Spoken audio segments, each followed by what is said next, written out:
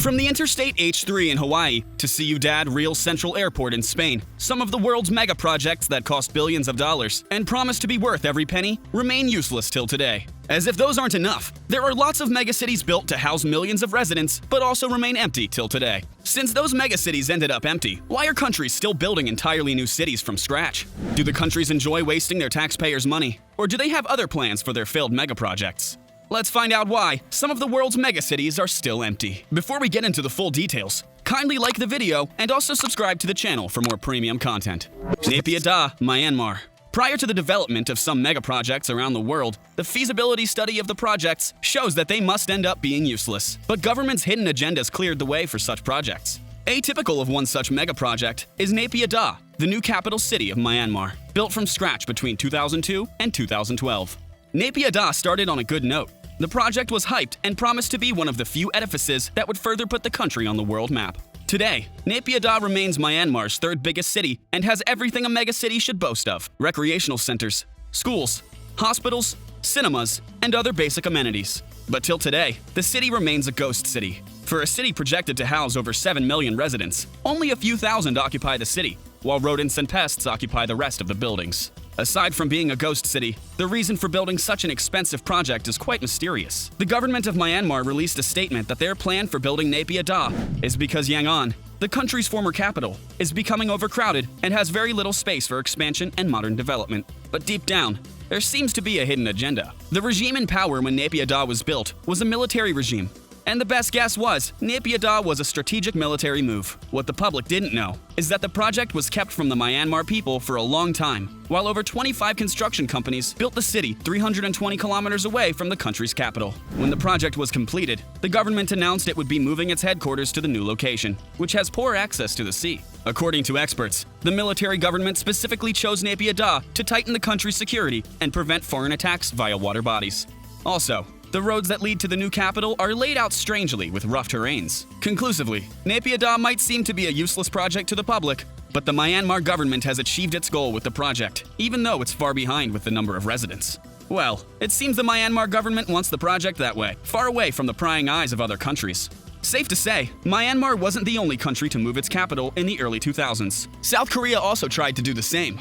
Sejong Administrative City, South Korea. The Sejong Administrative City was proposed to battle the uneven economic crisis in Seoul, South Korea, in 2002. Just like other countries' capitals, Seoul is overcrowded with over 25 million residents, and the decision to move the capital to Sejong, a 125-kilometer drive from Seoul, has been a hot topic since then. It might seem normal for other cities' capital to be crowded, but Seoul was a bit extreme. The rise in pollution was getting out of hand, and the government had no choice but to begin constructing a new megacity. In 2007, work began in Sejong, and by 2012, government agencies began moving from the overcrowded Seoul to Sejong. Surprisingly, more than half of South Korea's government ministries still remain in Seoul, along with the National Assembly, even with the city's futuristic features. Sejong was built with a greener ecosystem in mind. It boasts green spaces, interactive digital signage, automated waste collection, and provision for electric vehicles. So, why is Sejong still empty? According to many reports, Sejong promotes dependency on automobiles and has insufficient transportation links to draw people away from Seoul. Summarily, workers prefer a 4-hour drive to Seoul rather than a short drive to Sejong. But Sejong, being a futuristic city, might just be on the right track, even though it currently houses less than 1 million residents. The issue of real estate prices in South Korea, heavy traffic congestion, and the ever-rising pollution have made some residents change their minds about Seoul. Although Sejong is still in progress, there are plans to make the city a capital after completion. This alone could convince the South Koreans and private companies to move to the new city. Sejong is projected to be completed in 2030, and by then, the city will have increased organically to ease the burden on Seoul. Hopefully, Sejong will reach its full potential soon. But till then, fingers crossed. Sejong and Naypyidaw Da's megacities are not the only cities experiencing a shaky future. There are other futuristic cities, like the Bitcoin city in Salvador, NEOM in Saudi Arabia, and the new administrative city in Egypt. We're halfway through, guys, and there are more details to come, so stick around. If you're enjoying this video, kindly hit the like button, and don't forget to subscribe to the channel if you've yet to do so. New administrative city, Cairo, Egypt. Just like other proposed new cities, the new administrative city in Egypt has been under construction since 2015, and even though it's nearing completion, it remains empty with less than the actual number of residents expected to have moved in. The city is built to house Egypt's government ministries and over 6.5 million residents, but none seems realistic. Why is the new city still empty? Before answering, it's important to know why the mega project was built, right? Egypt's capital, Cairo, is home to over 10 million residents, and the Greater Cairo region boasts a population of over 21 million residents, with a high probability of increasing to over 30 million by 2030.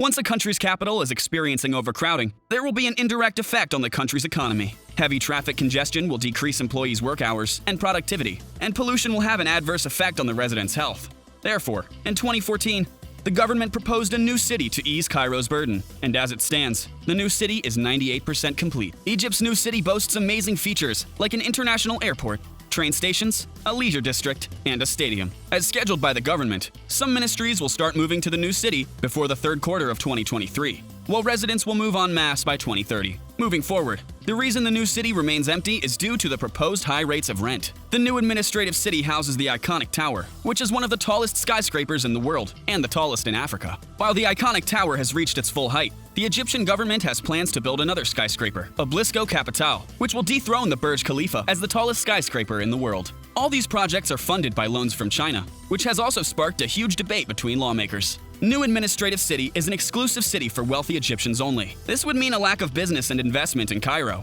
which could lead to growing poverty and overpopulation in Cairo. So, it seems the new city will remain empty for a very long time, just like Indonesia's new city.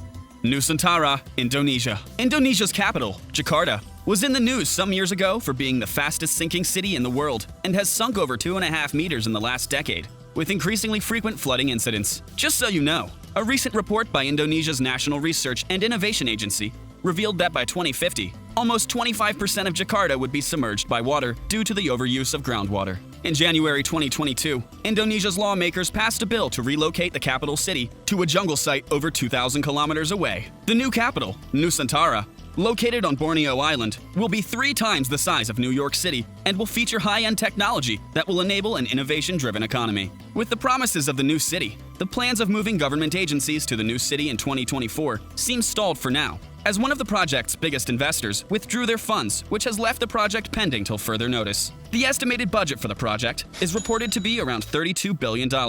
And as of this moment, the Indonesian government is still on the lookout for investors, which doesn't seem to be happening anytime soon. Just like other similar megaprojects, only time will tell if Nusantara will ever be achievable and will stand the test of time, as opposed to Egypt's new administrative city, South Korea's Sejong, and Myanmar's new capital. Let us know what you think about the new megaprojects in the comments section. We have similar videos made just for you, so how about you check out the next video?